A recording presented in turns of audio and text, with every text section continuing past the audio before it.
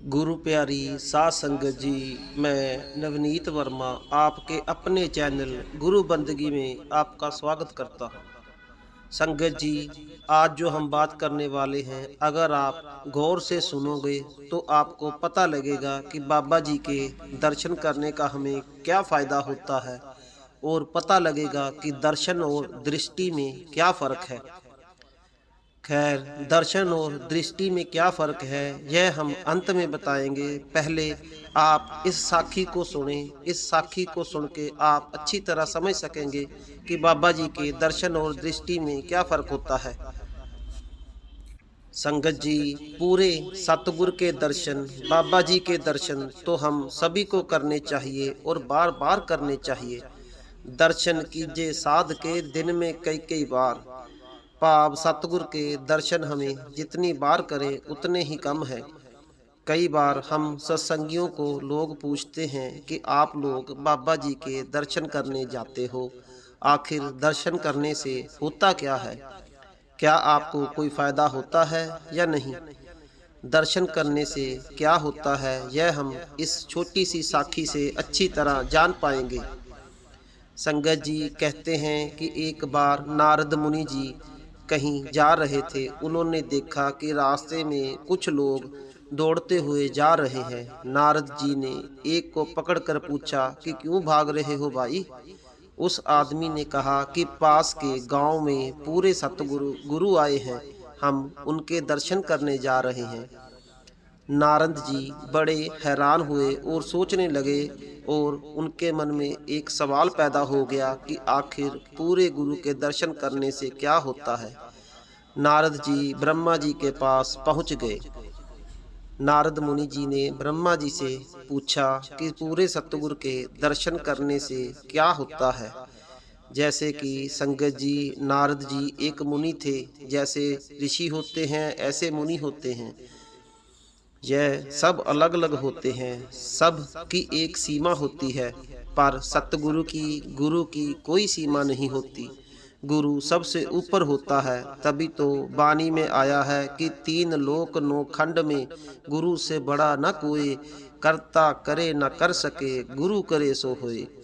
भाव हमारी किस्मत में जो कुछ भी लिखा है, जो भी हमारी किस्मत में है, उसे कोई भी बदल नहीं सकता, चेंज नहीं कर सकता। सिर्फ गुरु में पावर होती है कि वो किस्मत का लिखा भी पलट सकते हैं। पलटू साहब एक जगह फरमाते हैं कि पलटू लिखा नसीब का, संत देत हैं फेर। खैर संगत जी, जब नारद मुनि जी ब्रह्मा जी के पास पहुँचे और पूछा कि गुरु के दर्शनों से क्या लाभ होता है, क्या फ़ायदा होता है, तो ब्रह्मा जी ने नारद मुनि जी से कहा कि आप इस जंगल में जाओ, इस जगह पर जाओ, वहाँ पर आपको एक सांप मिलेगा। आप यह सवाल उस सांप से पूछना, वो इसका जवाब देगा, उत्तर देगा।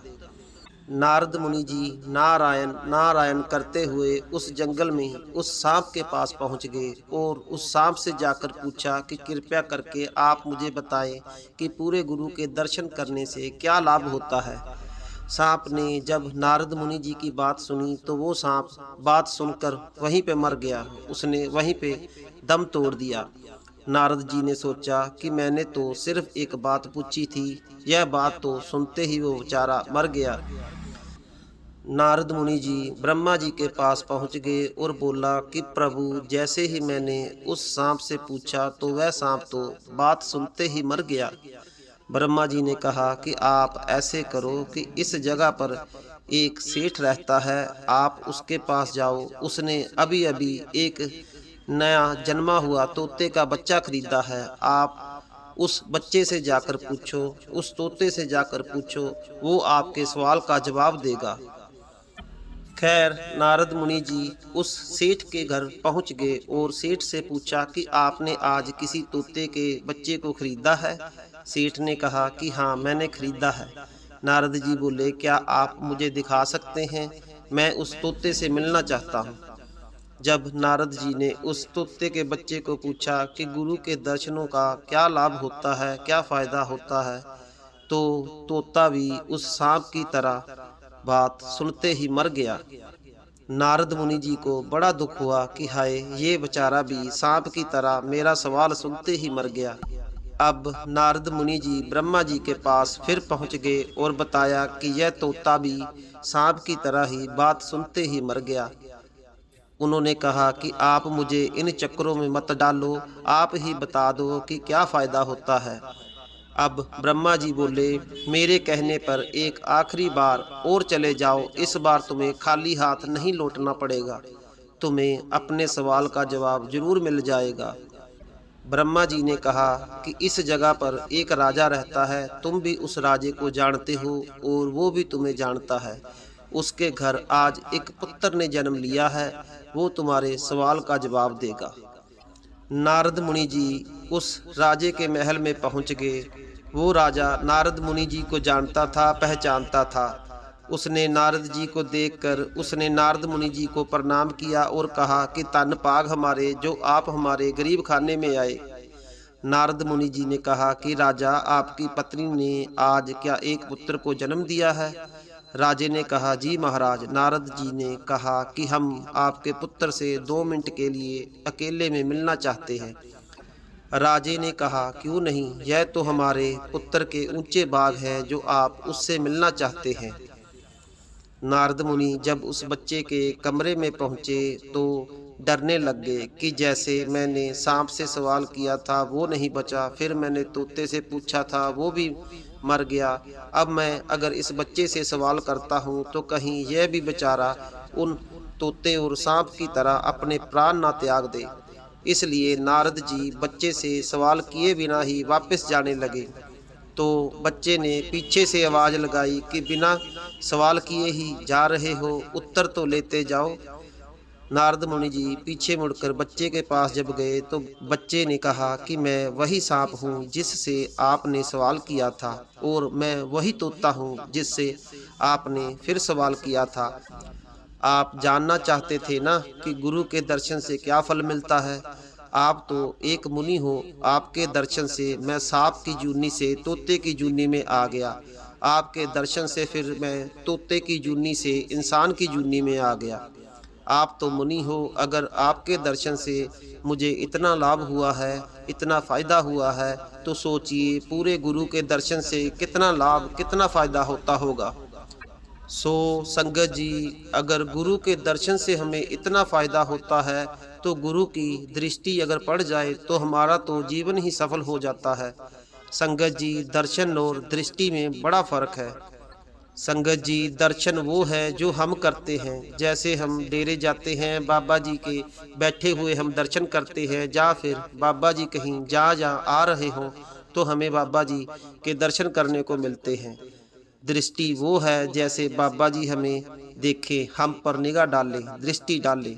जैसे बाबा जी सत्संग के बाद हम पर दृष्टि डालने के लिए आते हैं, उस समय बाबा जी हमें देखते हैं, हम पर दृष्टि डालते हैं, हम पर मेहर की निगाह करते हैं। तभी तो जब बाबा जी हम पर दृष्टि डालने आते हैं तो कैसे हमारी आँखों से आंसू अपने आप गिरने लग जाते हैं, हमारा रोम रोम पवित्र हो जाता है, हमारे पैड़े खोटे कर्मों का नाश हो जाता है। जब बाबा जी दृष्टि डाल के चले जाते हैं तो कैसे हमारे दिल को ठंडक मिल जाती है, कितना सुख और शांति महसूस होती है। जब हमारे बाबा जी दृष्टि डालते हैं तो हमारे मन में चाहे कितनी ही बेचैनी, कितनी ही नेगेटिविटी क्यों ना हो, सब दूर हो जाती है। हमें उस समय सतगुरु के स्वरूप को अपने हृदय में बसा लेना चाहिए, वो पल को हमेशा याद रखना चाहिए जब हमारे बाबा जी हम पर दृष्टि डाल रहे हों। संगत जी, हमें जब भी वक्त मिले तो हमें सतगुरु के दर्शनों को जरूर करना चाहिए, सतगुरु के दर्शनों के लिए जरूर जाना चाहिए। दुनिया के कामकाज तो ऐसे ही चलते रहेंगे, पर यह जीवन एक बार चला गया तो फिर वापस नहीं आएगा। इसलिए जितना हो सके हम भजन सिमरन को टाइम दे, वक्त दे, क्या पता कल हमें मौका मिले या ना मिले। सो संगत जी, अब हम आपसे इजाज़त चाहते हैं। अगर अभी तक आपने हमारे चैनल को सब्सक्राइब नहीं किया है तो हमारे चैनल को सब्सक्राइब करके हमारे सत्संगी परिवार का हिस्सा बनें और हमें अपना प्यार दें। फिर मिलेंगे एक नई साखी के साथ, एक वीडियो के साथ। तब तक हमें इजाज़त दें।